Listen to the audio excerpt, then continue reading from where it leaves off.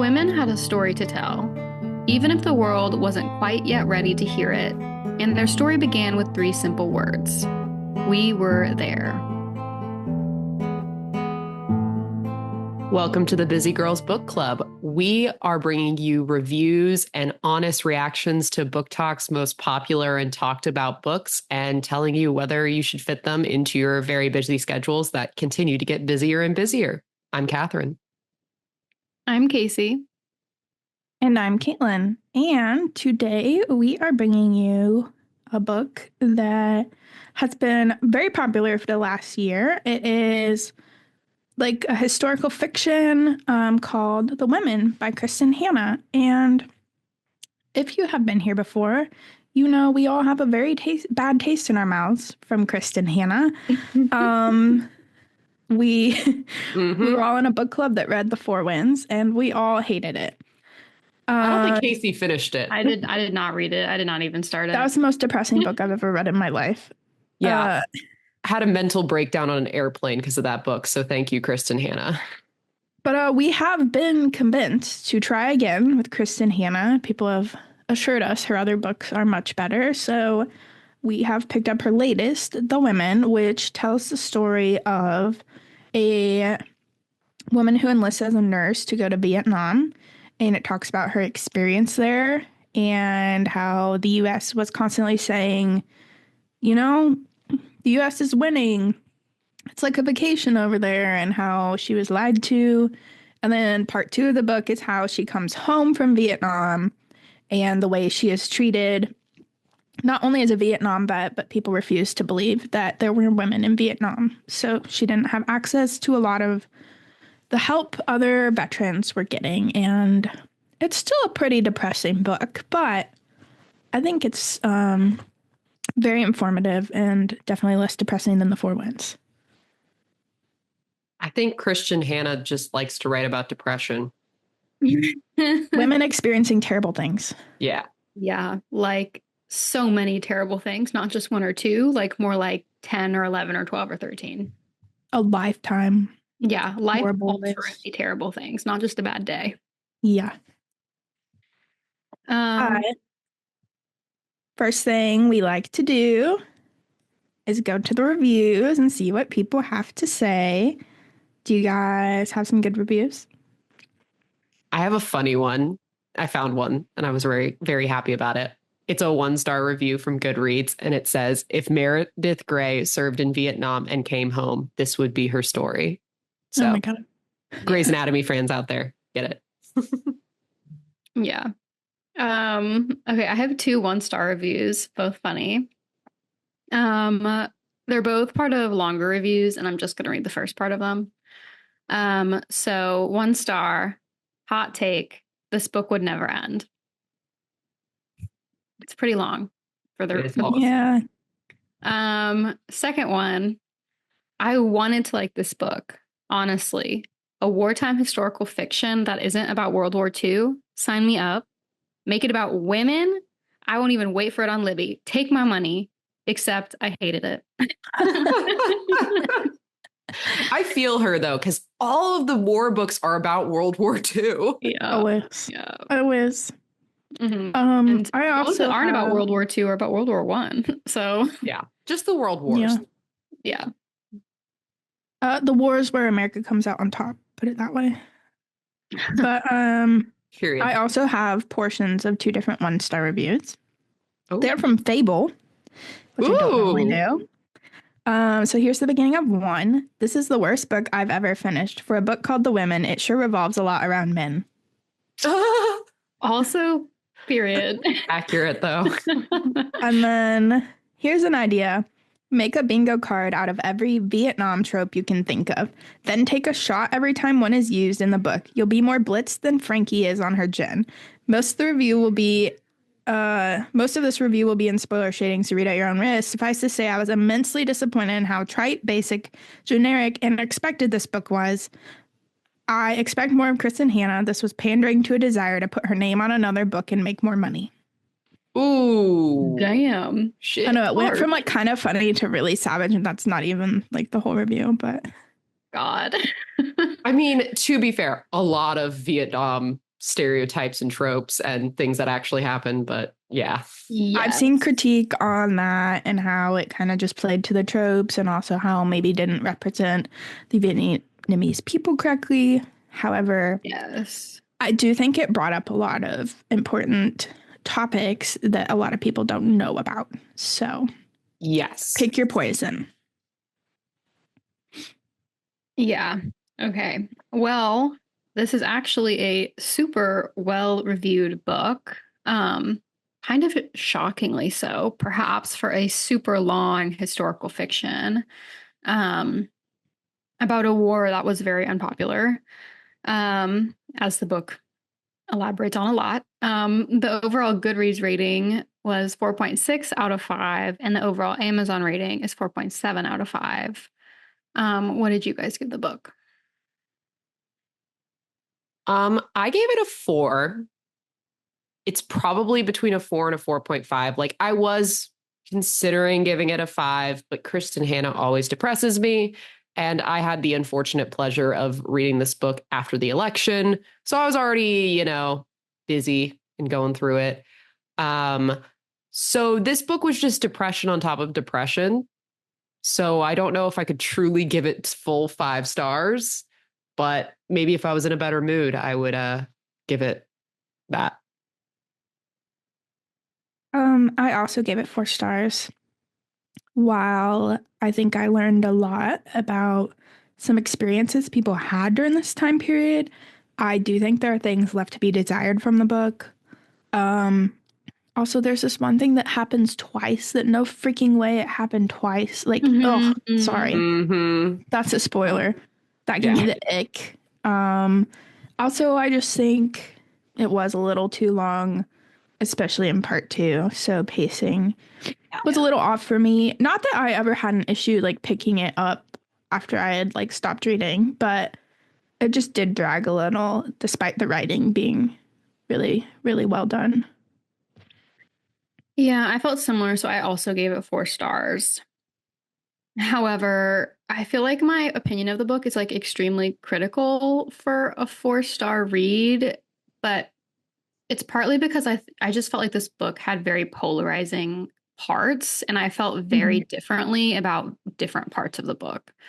So like the ending, which is about like post-war and her trauma from the war, I actually really, really liked, which I think is kind of an unpopular opinion because people talk about that part being boring. But the first part where she's in war, I felt like, and just in general, there were some parts of the book that were a lot of telling and not showing. It's third person. So in general, I actually felt extremely disconnected from Frankie. I didn't like Frankie at all. Um, I did think it was super tropey, very cliche in parts. And also, there were bad things that were just gratuitous. Like, it was to the point where I was like, okay, this is like beyond reason and just like believability. That's a good time to point out. Someone in one of the reviews gave it 1 star because it lacked some content warnings it should have had, including pregnancy loss. So that is a good thing to note. It is a bloody, gory book. Lots of people die. And there's major trigger warnings for suicidal ideation and then like pregnancy loss. And PTSD in general. Yeah. I mean, Frankie is an interesting character to say the least. But I also think, while I believe a lot of these things did happen to people, I don't think all of this stuff could happen to one person. It feels like the author kind of threw everything but the kitchen sink at Frankie, and that she was put in the center of like literally the whole war at times.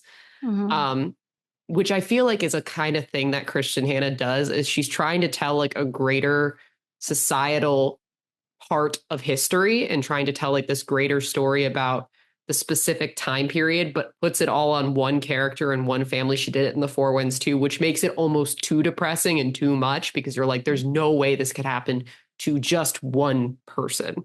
Like, I get what you're trying to put out there and trying to get people to learn more about this time period, but sometimes too much is too much.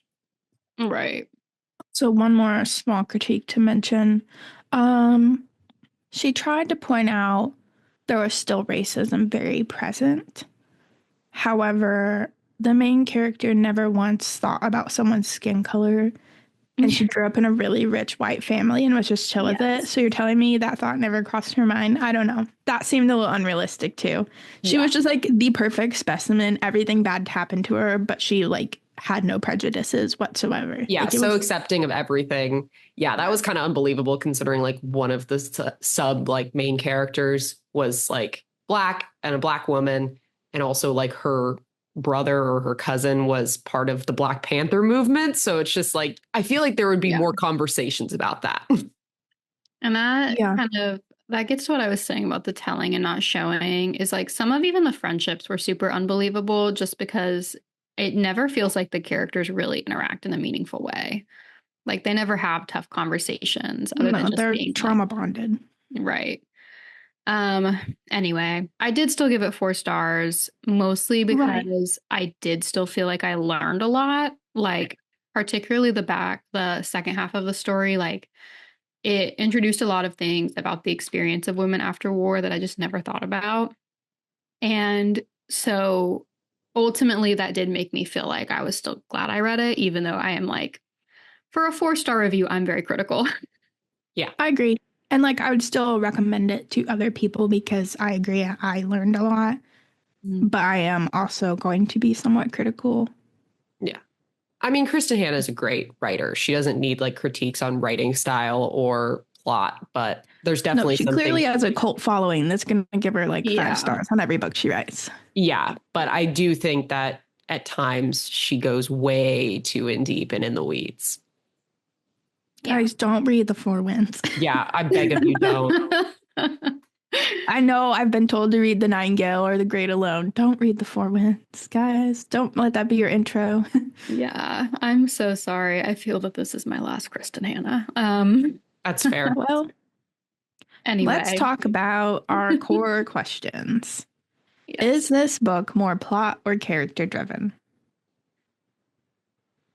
Character to me, I think that there is like I think this one is a little bit weird because for most of it, Frankie's actually not in control. The reason I still say character is because the plot, like, is her, like, coming of age, basically. And so, like, there's not a plot outside of just, like, following Frankie until she's an adult.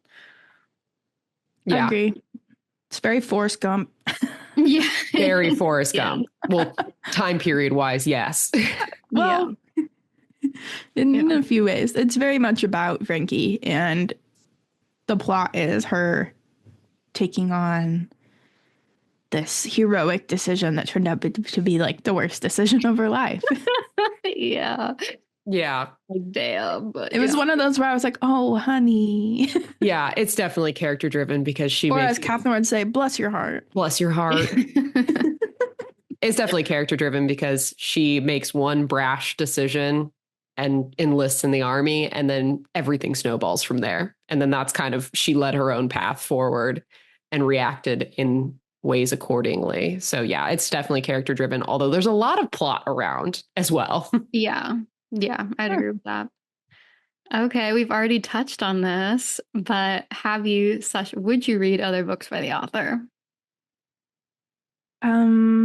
I listened on audiobook like years ago now to like I think maybe 2 chapters of The Great Alone. But I was on a road trip in the middle of nowhere with my sister, and she's like, turn that off. And I never picked it back up because I wasn't that interested. I'm 50-50 on if I would go back to that or pick up The Nightingale or something else. I don't know. Yeah, I've only read The Four Winds. People keep telling me I need to read The Nightingale. My mom even said that The Nightingale is actually good, and she thinks also Kristin Hannah is a little too depressing for most people. So maybe I'll pick it up, but She also writes no short books. No, yeah. Girl, write a shorter book. Right. You don't have to fit every historical event into the novel. Like she does, though. That's impressive, quite frankly. It is impressive. Your timelining skills, impeccable. I want to see your like outline pages. Oh God. Yeah, I was honestly again, like we've already said it, not to beat a dead horse.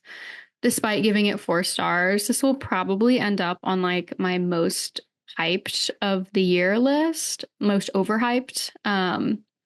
So I don't know. I do not desire to read another Kristin Hannah, and it would take a lot of convincing to get me to do so. I would really like Casey to do a TikTok for our account that's like the like overhyped, appropriately hyped, underhyped, and like give her Yes. opinions on the books we've been doing. I think we need that. So Yes. manifesting that from Casey. All right. Question is like hilarious to me because this book is so long and has like so many different parts to it. How was the pacing of the book and how long did it take you to read? Well, surprisingly, it only really took me like a day to read once I finally hunkered down. Yeah, I know. I'm shocked right now. No. I know. So I was running 4x speed on audio. What is this? No, like actually like Kindle. What was it? On Saturday, I was getting ready for this podcast and we had 2 books to read for this week and I had started 0 of them and got really nervous. And so after work, I just sat down and then read it until I fell asleep and I finished it. And that's crazy, but the pacing is very slow. So I'm even shocked in myself. I happened to see Catherine. She came up to Kansas City last Monday and she said she had not started The Women when we were going to record it a week later. And I was like, oh, okay. This took me a week to read and that was sitting down reading a lot. So if you want a normal human's opinion, it'll take you a while. Also, like I said, there are some issues with the pacing. Like I was always interested, but especially the second half was less like action, and was more hard, heavy stuff. So it definitely slowed it down and made it a little bit harder. So a normal person working hard to read it a week. When you're not on a deadline? Yeah. So it took me a week to read it. And one of the reasons I finished it is because I had a work trip where I had hours in the airport where I was essentially captive. And so I don't think I would have finished it in a week without this podcast. I also really, really did not like the first part of the book. And so I'm not sure I would have finished the book. Again, I've said I did like the second half of the book a lot more, so I'm still glad I finished it, but I think I would have quit. So yeah, I was not impressed with the pacing. I thought it was very almost disjointed feeling. I agree with you. The second half went a lot quicker than the first half. I kept looking at the percentage marker in my Kindle, being like, when is this going to be over? When is this going to be over? And the second half, because it was new information and less like just blood and gore and war, and it was more like character development and driven. Like I know Caitlin's like shocked by this because I'm an action girly. You guys all know it. And Casey and I love a good character development. So I really like the second part a lot. But yeah, I like the second part. I just felt like it was the slower part. Yeah, I feel like I'm weird. And maybe Casey is too. There were definitely parts where you could tell that it would be very easy to just put down and not pick back up for a while. So this is not a busy girl's book. Just saying. Yeah. Hey, we're not there yet. You're right. Okay, so would you watch a movie or TV show of the book?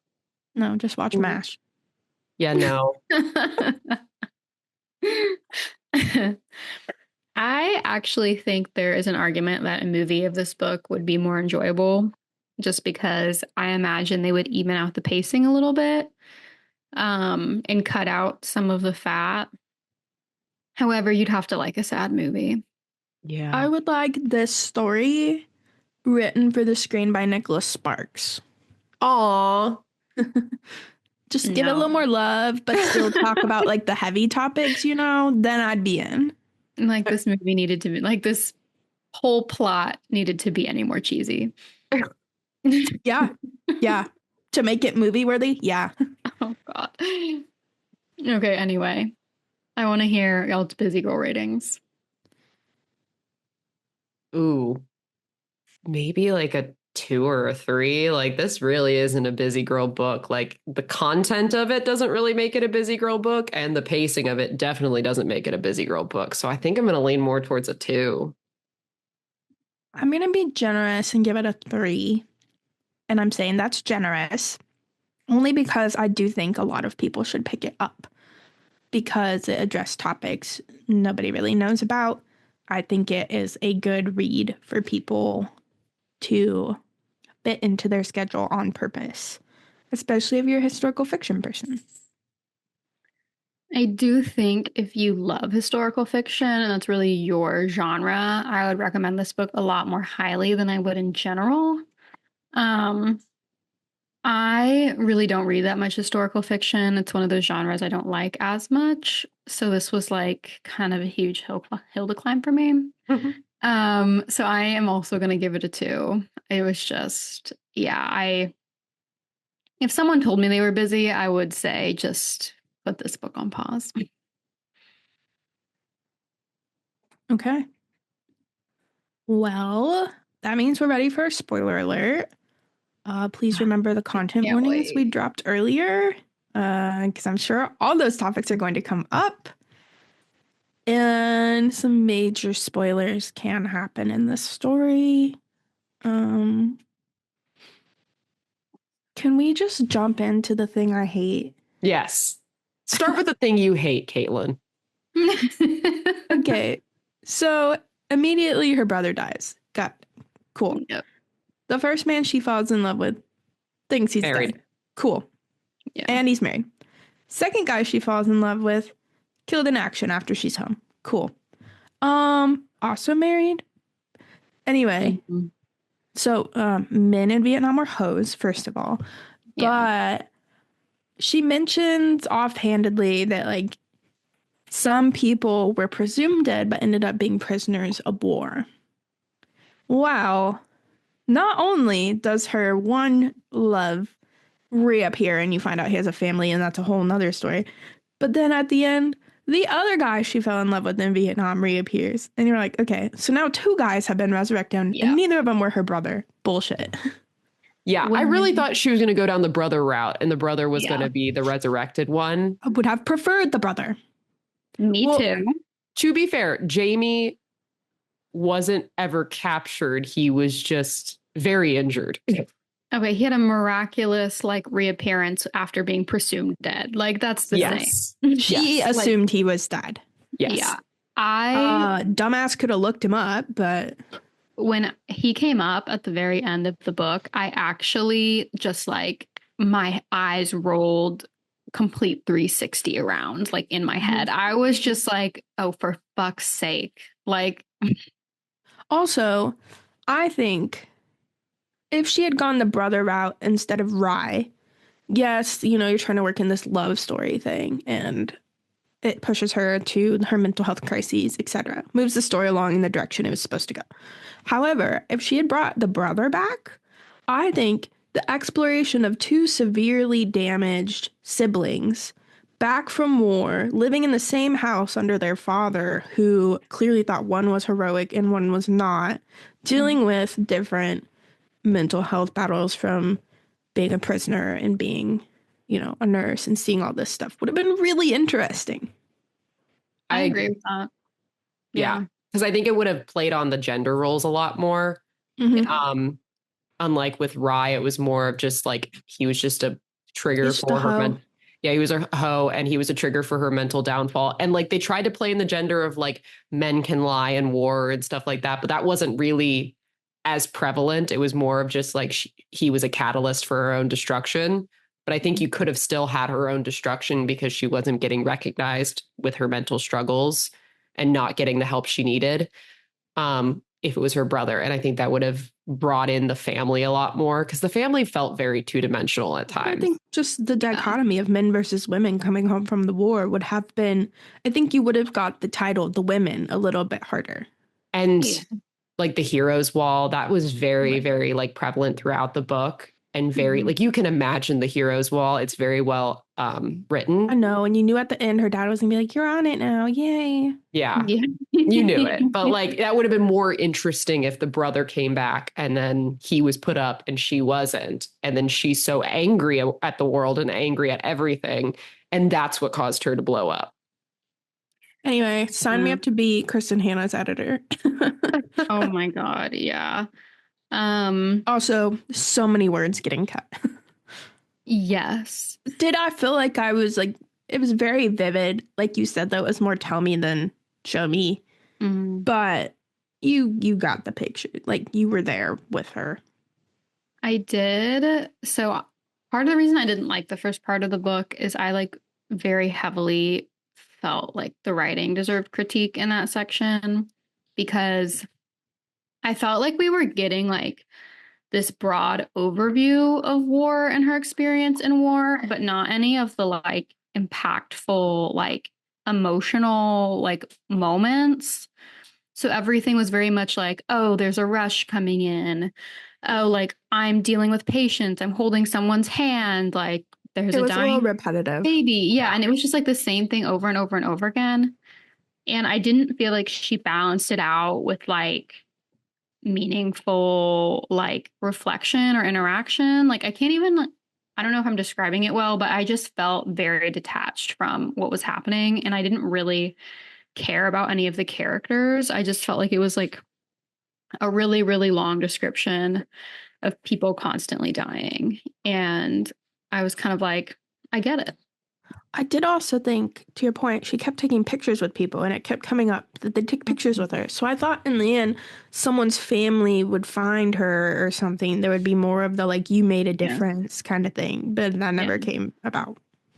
Yeah. I mean, I agree that it was a lot of like repetitive mass cal events and then her just being a nurse and doing the nitty gritty. I feel like cadence wise, that does make sense because I feel like when you're in the heart of like a traumatic event, you're just trying to survive and get through it and not actually like going back and thinking about it and like really actively like surveying the scene or dissecting the place. So I get kind of where the pacing makes sense there. But at the same time, then it's way too long because it's super, super repetitive. Like there's ways that she could have cut down some of those mass cal scenes and some of those characters that we meet and still then move on to the actual like meat of the story, which is her post-war experience. Right. Also, I have one more critique I want to mention up top. The title of this book is called The Women. I was expecting, probably wrongfully, because I did not read any description of this book beforehand, but I was expecting more of a mosaic about the, wide, like, swath of, like, very diverse coalition of women who were in Vietnam and all the different kinds of jobs they had and experiences they had and, like, different expectations that they were faced with when they returned home. And really, we just got Frankie. So one of the reviews I read said this shouldn't have been called The Women. It should have been called The Woman. And I was kind of like, yes. That's correct. Yeah, no. I mean, you got a little bit of her friend's stories through her, but not enough. No. And like, Frankie fucking sucks. I'm sorry. She's the worst. And I think you develop empathy for her as you go because her life gets very difficult. But she was just like, I think like there are more interesting and more sympathetic narrators. You led us right back to the first question that I skipped all of them. So, had you ever thought about the women in Vietnam before, or were you ever taught about them? No. Yeah, I'm gonna be honest. I can't say I was taught much about Vietnam in general. And Nobody talks about it. It's taboo. yeah, and so I really did not know much about the war in general, and like definitely did not know much about the contributions of women. So, that was all very interesting and new to me. I did. My parents used to have on MASH when I was little, so I never really thought like that's a medical unit in Vietnam. So I was like, yeah, they're nurses. Anyway, I hadn't put a lot of thought to it. I realize now how they were so overlooked. But also, she makes a point in the book too. She's like, MASH is a popular TV show. How do they not know we weren't there? And so, I mean, I guess I never put a lot of thought to it and just kind of assumed, but thinking about, like, you hear how controversial the war was. I never thought about the women coming home. Yeah. Yes. I think that was the biggest part for me is like, I was not shocked to learn that there were like women who were nurses in combat. I was like, it was very new to me to actually like take that a step further though and think about how were they impacted by PTSD? Did they get services at the VA? Like the scenes where Frankie goes into the VA and is turned away, I like still think about. They were some of the most impactful scenes to me. And the fact that women, despite the fact that they like went to basic training, were like officially in the Army or Navy or whatever, and were still not recognized as veterans was crazy to me. And I thought it was really interesting to think about how that made their recovery and reacclimation into society a lot more difficult. I mean, she was a whole ass like, lieutenant. Yeah. I feel like it was thrown in sort of gratuitously also, but the Agent Orange component of her having a miscarriage, I don't know if we needed that whole relationship in that totally, but also you could have worked it in on her friend who was married and having children.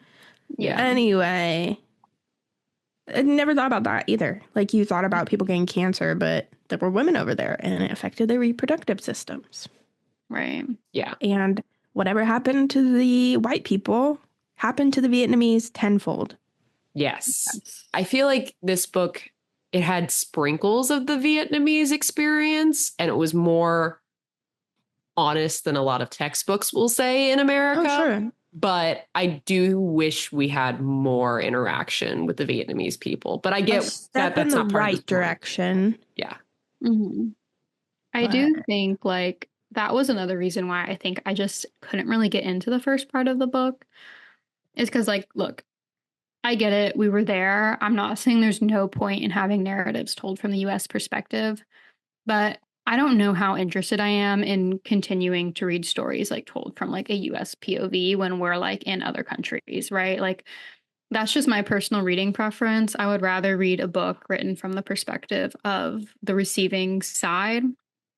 And so I think that's part of why my patience was also very short with Frankie at the beginning, is because I was just like, honestly, I'm sorry. I just don't care about her opinion on this. I don't care about her perspective. Like, I get that she was there. I'm not saying it's bad to have books about that and like have books about especially the contributions of like the diverse array of, you know, troops that were there. But like, as a reader, I'm more interested in like hearing a critical narrative about how the Vietnamese were impacted. Yeah, she was extremely naive, so her worldview was very small at the beginning, despite being in a full ass war. I do think it's interesting because, like, I remember we had to do a whole Vietnam War project that lasted like 2 months in junior year of high school or something like that, where you were assigned like a specific veteran that died, and you had to go like in depth and do like a 7-minute video on their entire life. So like, I learned a lot about Vietnam, and I also, my parents are older, so my dad was actually part of the lottery for Vietnam, and he thankfully was like, so they did it by birthday, and his birthday was 360 of 365, so he's basically guaranteed not to go to Vietnam, and he was like, thank God, because he was in college at this time when that happened, and he was like, okay, cool, I don't have to worry about that. So I've always heard those anecdotes throughout my like whole life, which is just like my dad growing up in that time period and also seeing all the unrest. And then my mom was in Detroit growing up. The Detroit riots happened, which I mentioned in the book. And so I've learned a lot about that period through like my parents' primary point of view. I don't even think I realized or thought about women in Vietnam at all, but it makes sense totally because like women were nurses in the Civil War. So like this was not like a new experience. So that's the only thing that really adds to the story or the narrative that was like at all interesting, which is why I think I like the second part the most, like Casey said. But I agree. I would prefer to read a Vietnamese account of this time period, because I have not read one like that, because we're told a very Western centric, and a lot of our textbooks basically are just like, don't say why we entered Vietnam or just like why we stayed. There's a lot of question marks about our morals in this time period. That's just kind of all messed up. And all the blatant lying that the US government did, like Yeah. bold-faced lies to the American public. This statement's going to be an example of white privilege. I'm so sorry. But I've learned more about the country of Vietnam and the people there from my nail tech at my Vietnamese owned nail salon, Mindy. Shout out to Mindy, than I have from like the US education system. Yeah, same though. She loves to tell me about home and I love listening, but sorry. Yeah. Anyway, so short answer, none of us were taught about this. So Frankie is very privileged, and her decision to go to Vietnam is like just peak, like ignorance, like delusion borderline, because for some reason she thinks when she goes, she's going to be able to see her brother. And the whole time I feel like as a reader, you're kind of like, girl, what the fuck? Like you're working at war. You're not going to get to just go see your brother. This is how I officially know I'm old, is now I look at like 20-year-olds making decisions and going, oh my God, why would you do that? You're so immature. And I'm like, I'm still in my 20s. Yeah. Same though. So horrifying.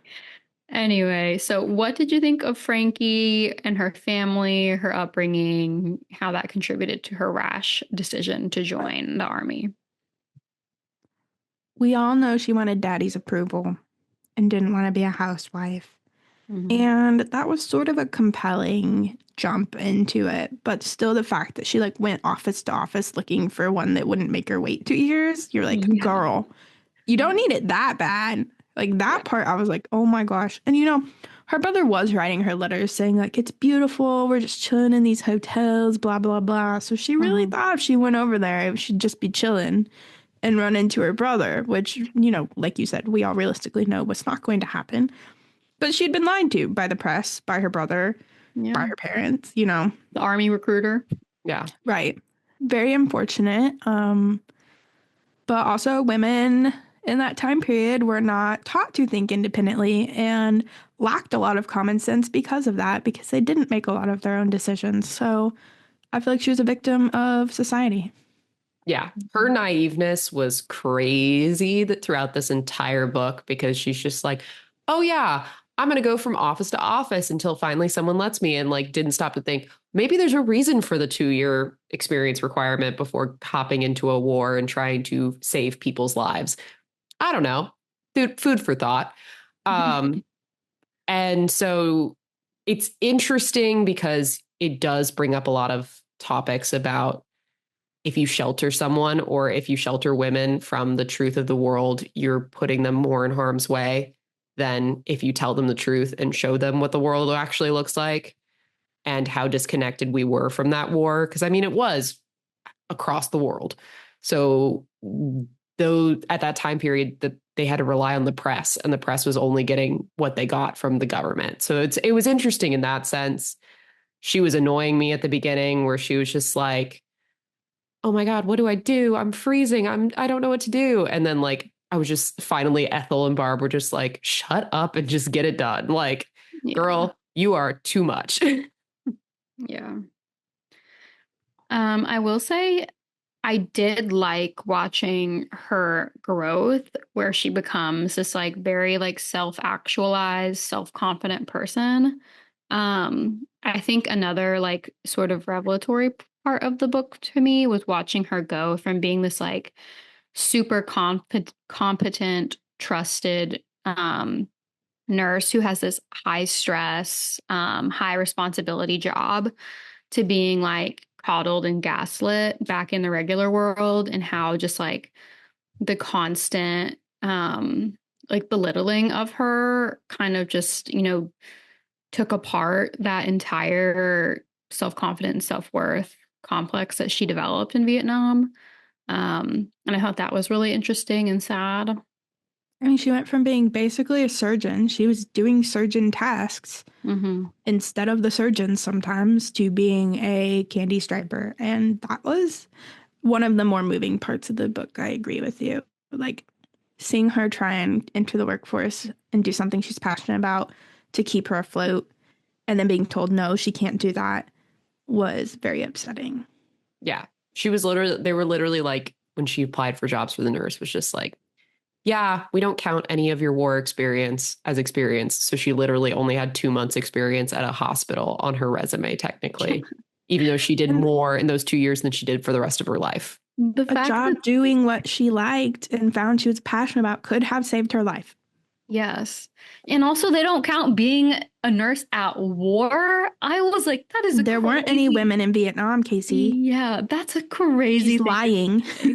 Well, it wasn't even that there weren't any women in Vietnam. You could tell that the whole country was trying to ignore that those years happened. So they were just kind of skating over them in general. And so they were just like, no one was let's forget. Hurt. Yeah. The Americans were winning. Yeah. 0 casualties. That was wild. Yeah. I loved when Cronkite entered the picture. Yes. Walter Cronkite. We love it. Good morning, Vietnam. Okay. So 2 of the more important characters in the book who end up coming up consistently are Barb and Ethel. What did you think of them and how they kind of expanded Frankie's worldview? I mean, I liked Barb more, obviously, because I think she brought more unique experience to the group because she's like a Black woman from the South. And growing up in this time period where Martin Luther King is still alive and marching for civil rights, and JFK was just assassinated, and her cousin, was it her brother or her cousin? Her brother was joining the Black Panthers, and she was hearing from home, like very, like she was proud of him, but very concerning, like radicalization of himself that could get him killed. And it did get him killed. I almost wish it was just her. Sorry, Ethel, but I feel like we could have delved in more into Barb's experience. It was just Barb. But I mean, Ethel's fine. I mean, you got the fact that Ethel returned home and lived a sort of normal life. I would have liked to see what was going on in her head more during that, while, it would have been more, they kind of barely touched on it, but we have nightmares too, but it would have been more telling to see that she was having the same issues, but finding these outlets like a family and a job she loved that helped her through them. I think that would have contrasted better. Yeah. I do think what I saw of Barb and Ethel, I liked. However, I did feel that they were still very two-dimensional in the book. And they're sort of skated over as they just felt very like there for utility. So like they show up when Frankie is having her hardest times, and that's good. Like I loved seeing them band together and really like show up for each other. But also they didn't really have much growth outside of that. Especially the fact that Barb was like a really like radical feminist, especially for the time period. I would have loved to have seen more of the actual conversations her and Frankie had, and like watching, because I'm sorry, Frankie was this like snobby, sheltered little rich girl. Like we said this at the beginning of the podcast. She just was totally fine with this like sort of like socialist, like radical equality feminist who's a Black woman, like that they just got along. That's like totally unbelievable. Her parents were like, I think there's this quip about Frankie at the beginning where someone calls her like, oh, like, look, the president of the Young Republicans Club is coming, right? Like, and so yeah. I felt like shying away from that sort of did the characters a disservice. Yeah, it really made them just a crutch for Frankie to lean on. She's having her mental breakdown instead of like challenging her worldview. You're telling me that when they keep bringing up how expensive long distance calls are, this woman who is in veterinary school and raising a family, and this woman who is very involved in like political happenings just hop on a really expensive plane to go bail Frankie out every time. Like there's some really good friends for never having seen the real development of that relationship. Yes. And that is something I'm skipping ahead a little bit, but that's something I wanted to comment on a little bit with Rye. So the part where they meet at war, totally on board with. I'm like, all right, fine. Then like sort of inability to get over him, I also think totally fine because like she was so in love with him and like got no resolution. And I understand why that was so hard to get over, especially as she's struggling with like PTSD that kind of keeps her in that cycle of, grief. Um, then they have this, this miraculous recovery. So the miscarriage is really the first scene where I started feeling emotionally invested in Frankie. Up until that point, I'm sorry, but I really did not care about her at all. For some reason, the miscarriage just helped me like see her and like feel her feelings a little bit more because what she went through was really hard. Anyway, so then we get to this relationship with Rye. And I cannot understand for the life of me why she likes him. Like, it seems like he gives her nothing. He treats her like shit. He lies to her. He gaslights her. And it's obvious. Even she knows that he's lying to her. And she cannot sever the tie between them. And I think that's all well and good if you see the parts of their relationship that make her want to hold on. But that whole thing, I just felt like, why are we here and why is this happening? And also, I don't get it. And I felt like there was no part of that relationship that was actually developed. Yeah. I mean, especially because you had such a good relationship with Henry and Mm-hmm. his staying with her and being like a former addict and Yeah. the psychiatrist. So he saw, I'm kind of surprised that Henry wasn't pushing her to do more things for her mental health. Like he obviously was seeing her Yeah. struggling. That was the one thing about Henry that I didn't like. So I was like, you are a medical or a mental health professional and you can see this woman waking up from night terrors. You can see her shutting herself out and doing all of these things. Like this is like textbook PTSD, even if that wasn't the word that was used back then, but you can see she's not well. And you can see that this war is impacting her, but you're kind of just like glossing over and skating over it. It's like, oh, we'll just get married and have a kid and everything will be fine. Okay, sure. And then that foil, because he was so good to her despite that, with Rye, who is just kind of like lying, scheming, all they did was really have sex. And that's kind of like all of their relationship at that point. Yeah. I mean, I guess it's diseased thinking, but at the same time, like, especially when you have such a good man, it's hard to connect with like her saying that this is love and this isn't. Yeah. Okay. So there are some mentions of the misinformation. Like as the war goes on, I will say personally, I was a little disappointed with the development of the narrative around the lying that the US government did and the questioning that the soldiers themselves did. Because they do get into it later in the book that a really influential part of the anti war movement came from veterans.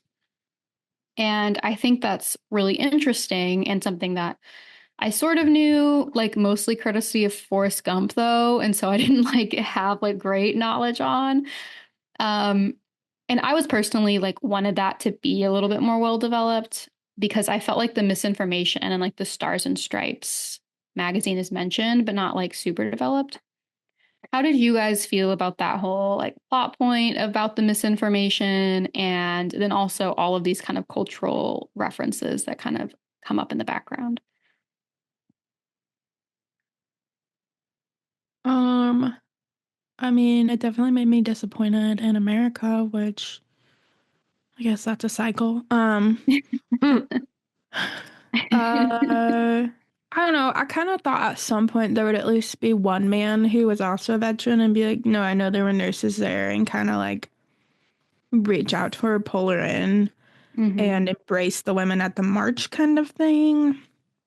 I don't know. It's all very complicated and I like that it was all included, but it's just like so much was included that I feel like if she had focused in on some of these topics that we don't hear a lot about a little harder and picked a few, it would have been much more well received. I will say, like, I like those moments at the marches and stuff like that and seeing like the sexism brought back to America. The thing that I didn't love about the misinformation part of the book, which I thought was really interesting and very compelling, but I don't think was done super well, is there were points in the book where it felt like she was telling history and like saying like this happened and then this happened and this happened instead of like living history. Like if you're truly going to make Frankie like impacted by all of these things, I feel like you have to live those moments instead of saying, well, and then this person got assassinated and then we had this march. And then that was it. Like it just felt super like at those points, the pacing. Watergate happened. Yeah, then Watergate happened. Yeah. And then like Nixon's here and then Reagan's here. Like it just felt like a little disjointed at times where it's just like I felt like Frankie's story, the subplot of history going on, and then we're back to Frankie's story. Like it didn't feel impactful at times. I really agree with that because a lot of the references are just like, oh, and then there's like this news about Watergate on the radio, back to what's really happening. And it was kind of like, okay, we didn't really need just like the brief call out to Watergate, you know. And Forrest Gump is a good example. It contextualizes, but yes. Mm-hmm. Because Forrest Gump lived. He lived through every major historical event, like quite literally. Sure did. Yes. Whether you believe it or not, that is what happened. And he ran to every one of them. Yeah. Okay. So I kind of had my little spiel about Rye, but he's not the only man in the book. Catherine, you brought up Henry, and there was also Jamie, the kind of first love. What did you guys think about all of them? I will say, I liked Jamie. I know y'all didn't like the ending. I mean, I thought it was cheesy. I didn't dislike it. Super cheesy. But I felt like this book needed an uplifting ending after everything that happened. Correct. Yeah. I liked Jamie as a character. He's the one who kind of helped her find herself in the OR and realize what she was passionate about and what she was capable of. I didn't like that he was married and trying to be slimy. So I feel like had we left that part out, he could have been much more interesting. I did like him. Honestly, of the three, he might be my favorite. I didn't really like any of them that much. Like the fact that Jamie's married and like still really wants to sleep with Frankie does like hurt him in my eyes. And they kind of try to excuse it. Like they give him kind of the best version of the story. And I'm still like, okay, but she still made very clear she doesn't want to sleep with him. And he keeps trying despite the fact that he is very much married and actually tried to hide the fact that he was married from her. So obviously a very flawed person, but ultimately like did seem that he had a good heart. Henry, good heart, but like cannot imagine just a more boring person and boring relationship. And Rye, obviously, like just the devil. So I was just like, I don't know. All of these men are just fine to me. Like, whatever. Yeah. I mean, the depictions of Jamie seemed that he was more actually in love with her and in love with her as a person instead of like wanting just to sleep with her. Like Rye was just obviously lusting after her and not loving. And like the fact that he never said I love you shows that. So I do think Jamie, like in his depictions, even though he was married, the Kristin Hannah plays it off like it is like actually true love, if you believe in that kind of thing. So when the ending happens and he says like, yeah, we got divorced, it's not surprising because he obviously was not really in love with his wife. He just married her out of obligation because she was pregnant, which people did do at that time. So I guess that's accurate. Right. True. I did want, honestly, if I could introduce one thing to this book, I would have liked just like a nice, like genuinely clean and easy love story for Frankie. And I think that's part of why I didn't like that Jamie came back in the end is because I wanted the book to end on a new beginning. And I think it would have been really like perhaps cheesy still, but like a little bit more like full circle and forward looking if she finally met a male veteran who validated her experience. Mhm. And Which they had that guy come up and say, "Oh, you were a nurse. Thank you." That was it. Yeah. right. It was much more of like the women finding home and Yeah, group. And that's like, not gonna lie, with her little farm thing she started doing, I really thought she was gonna end up being a lesbian. Me too. same. I was like, I'm not mad. I thought she was Yeah. going to be like a lesbian cult leader. I'm not going to lie. It sounded like a commune Yeah. to me. It sounded It kind of did. badass, honestly. Yeah. But I thought the same thing. I was like, she's gonna heal and realize she doesn't need men at all for anything. But yeah, I don't know. Okay, so we've talked about this a little bit, but PTSD is one of like the biggest parts of the book. After the war, it really it has a heavy influence on her life. What did you guys think of that? How women were specifically left on her own? And then, Frankie also has a lot of issues with her family and has a very difficult homecoming. What do you guys think just all contributed to her mental health issues?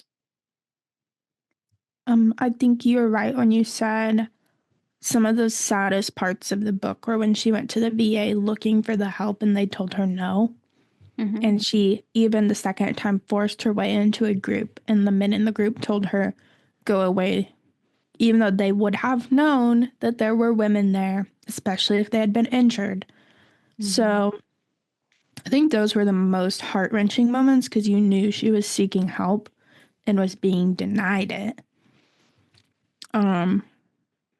I don't know. We learned a lot more about PTSD since that time period. It would have been, you kind of forget that nobody really knew what it was. So her ducking and covering at noises and having the night terrors and things just didn't, everyone thought she was just kind of being a woman, being a little dramatic.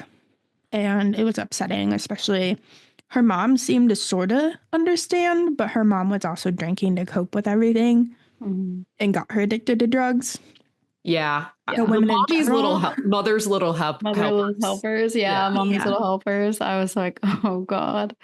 So that was very unfortunate that the one person who sort of understood her got her addicted to drugs. Yeah, because I do think it was interesting how they kind of bonded because they both had miscarriages. And that I didn't really expect that storyline to happen. And that's kind of why her mother started drinking, which gave her more depth. And I think that was interesting. The Mother's Little Helpers is so funny because like my mom told me about those. She was like, oh, they were everywhere during that time period. Like they just gave women speed all the time. I'm like, that's wild. Wild. All right. Well, that affected her career, which was the one thing she was holding on to, which was really sad to watch too. Yes. I found the dad's reaction to Frankie so infuriating. I mean, it actually like got my blood pressure up to listen to him. The fact that her family said that she had like taken a sabbatical in Italy, I was like, what? That was wild. That was crazy. Because I think that was something that I wouldn't have thought of because I would have thought, okay, yes, like there was stigma about being a woman in war, like you weren't treated as well as the male troops were, you faced sexism abroad, like all this stuff. You obviously weren't given the respect like you should have gotten when you returned home. But I don't think I even would have thought that families would have been ashamed that specifically because you were a woman, you had gone to war. Like I didn't ever think that would have been real because you're still a nurse. Like you're still in this field that people had at the time. That's said, like, wild because like World War I and II had female nurses. Yeah. That's what I was like. I'm sorry, like female combat nurses are is not a new thing. And so I didn't expect that. I do feel like because of her upper class status and her mother coming from like old money rich definitely puts on the stereotypes a lot more, and you're expected more to be a housewife at that point because you already have a stable income and you already have your family's inheritance. So that does add on to Frankie's experience where like her parents could lie and it could be true that she's on sabbatical in Florence. Like totally could be true. But that just makes it even more heartbreaking that her parents would lie about that because they're so ashamed that their daughter is skirting societal norms. Well, and so much of it seems to come from the fact that her father wanted to enlist and be deployed and be part of this family legacy and could not. So you realize that he's probably sort of jealous that his daughter managed to do it when he couldn't. And that's just sickening too. Like, she just wanted your approval so bad, and you're jealous of a girl who made a dumb decision you should have helped her avoid. Yeah. He's so hands off the entire book until the end, and it's like infuriating. Yeah. Mm-hmm. I'm glad he came around. It was a little happy ending, but still disgusting. Right. Okay. So, I think we kind of covered the last one already. yeah. She goes off to her little lesbian ranch, which we don't officially call a lesbian ranch, but I feel, wink, wink, a bunch of women living together. In the middle of nowhere. Right, right. Mhm. Which, okay, so I have a small little anecdote on this. So I have been to Montana. I did like a reporting work trip in Montana, which I had a really amazing time and met a bunch of people. But one of the things I learned when I was like working there is that, because Montana has this kind of like Wild West settler, like very sparsely populated, um, just vibe going on, that apparently the state has had these like different waves where they get an influx of people. And at a certain point, there was an influx of lesbians because there was so much cheap open land and there were so few people that all the neighbors, and there's this like very strong Hey, we kind of read like, Lone Women. yes, Yeah, we there's this did. like, there's this very strong like libertarian, just part of like the Montana culture where you just kind of mind your own business and let people live. And so a bunch of lesbians moved there to be left alone and just like be among people who would be like, you guys are best friends who live together, whatever. So that's a thing. I mean, yep. Do we think Jamie went to live on the lesbian farm? Well, wasn't he in Wyoming? Jackson Hole? Oh, I don't remember. I think he was from Wyoming, so he'd be very nearby. Jamie and the ladies. I'm sure he would love that. Yeah. Well, I think that wraps up our very critical but still highly recommended discussion. We all really did like it and learn a lot, and it made us think about things. If anything, we now have the tools to ask questions and dig deeper. Do you guys have any book recommendations? I do. Codename Helene is a historical fiction. It's based in World War II, which, yeah, sorry. I don't have another Vietnam War one, but I have a World War II one where it follows an actual person who, it's a fictionalized version of this person's story, but she was a spy during World War II. And I didn't know women were spies, but she was. And she was a spy for the Allies. And it goes through her story of trying to find her husband, who is French, and they were separated prior to the start of the war. And he goes to, yeah, I won't spoil it, but yeah, it's a very interesting story following her experience because it follows both past and present. So her love story with her husband at the same time going back to present of her journeying across France as a spy with a couple of different allies. I am going to recommend a book I've recommended before. I just don't read that much historical fiction, and this is like my favorite historical fiction book. It's called Life After Life. Um, it is, I can't remember if it's World War One or World War Two anymore. It's been a minute, but it stuck out to me because Catherine kind of mentioned at the beginning that Frankie deciding to go to war is sort of this linchpin moment that just causes her whole life to be different and kind of sets off all the rest of the events in the book. And if she hadn't made that one choice, it would have kind of changed everything for her.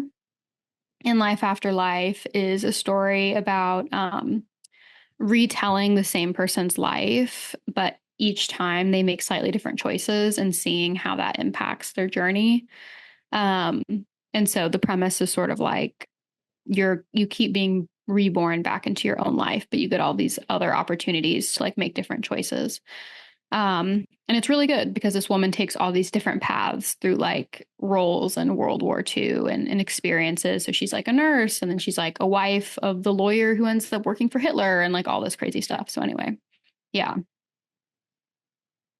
My recommendation is, I think I've recommended it before. It's maybe my favorite historical fiction book.